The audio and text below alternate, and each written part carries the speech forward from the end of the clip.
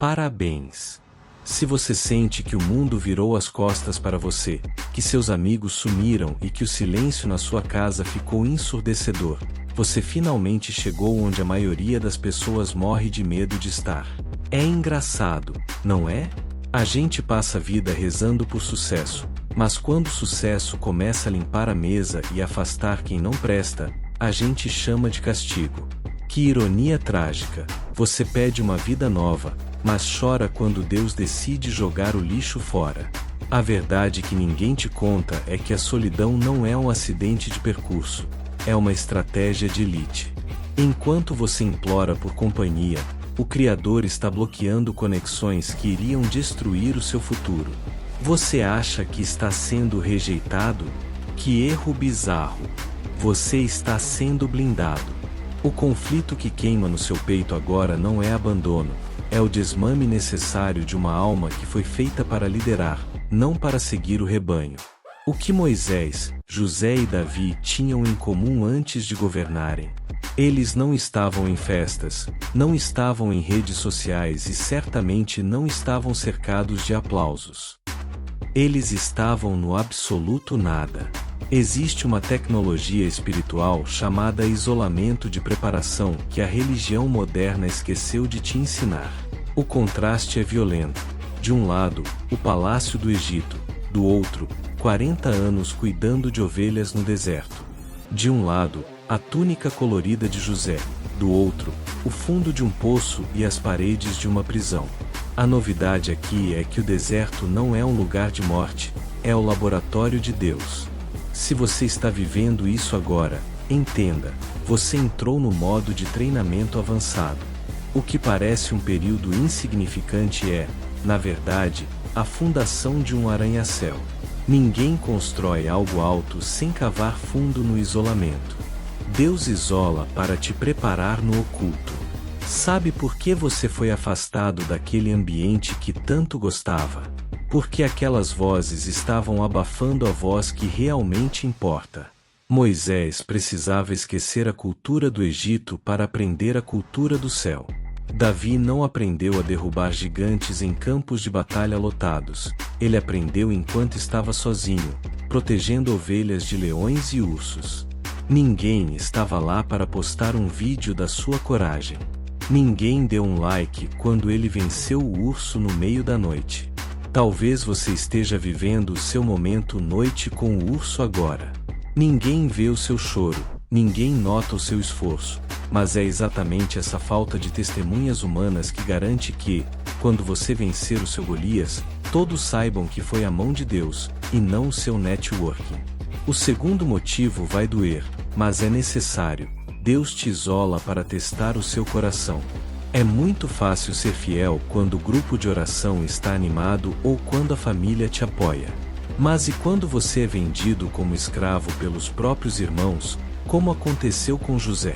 E quando você é esquecido em uma prisão por crimes que não cometeu? Ali, no vácuo da solidão, é que o seu verdadeiro eu aparece. A questão nunca foi se você está sozinho, mas sim, o que você faz com a sua solidão? Você vai se revoltar e se tornar uma pessoa amarga, ou vai se manter íntegro como José, que mesmo no isolamento, não cedeu à tentação? Até Jesus, o próprio Filho de Deus, foi levado ao deserto para ser tentado. Sem plateia, sem incentivo, apenas ele e a palavra. O seu isolamento é o seu exame final. Às vezes, o que você chama de perda de amizade, Deus chama de livramento de emboscada. Davi foi ungido rei, mas teve que morar em cavernas fugindo de Saul. Se ele tivesse ficado no palácio por puro status ou conforto, ele teria morrido antes de ver a promessa. Entenda uma coisa controversa: nem todo mundo que começou a caminhada com você tem autorização para terminá-la ao seu lado. Se Deus está tirando pessoas da sua vida, não tente forçar a porta que ele fechou. Não tente segurar a mão de quem ele mandou soltar. Dói? Claro que dói. O isolamento é uma cirurgia sem anestesia, mas é o único jeito de remover o câncer das más influências antes que elas te matem espiritualmente. Lá na frente, você vai olhar para trás e agradecer pelos nãos que recebeu hoje. O maior perigo do seu isolamento não é a solidão em si, mas a tentação de voltar para onde Deus já te tirou. O diabo vai usar o seu momento de carência para te sussurrar que o Egito não era tão ruim assim, que aquele relacionamento tóxico era melhor do que estar só. Não caia nessa mentira. O deserto não é o seu destino final, é apenas a ponte. Se você voltar agora, você invalida todo o aprendizado e terá que recomeçar o ciclo. Tenha paciência. O tempo de Deus não segue o relógio do seu celular. Moisés, José, Davi e o próprio Cristo passaram pelo silêncio antes da exaltação. Use esse tempo para ler, para orar, para se tornar a pessoa que suportará o peso da glória que está por vir. O deserto é o lugar onde os meninos morrem e os reis nascem. Fique firme. Se você sente que Deus está com você, mesmo no meio desse silêncio absurdo, você já venceu. A sua hora de ser levantado está chegando, e quando chegar, você terá a musculatura emocional necessária para não cair. Você não está sendo esquecido, está sendo preservado. Agora, eu quero saber de você, e não tenha medo de ser honesto. Você está passando por esse momento de isolamento agora? Sente que as portas se fecharam e as pessoas se afastaram? Escreva aqui nos comentários como você tem lidado com esse processo. Sua história pode ser o oxigênio que outra pessoa precisa para não desistir hoje.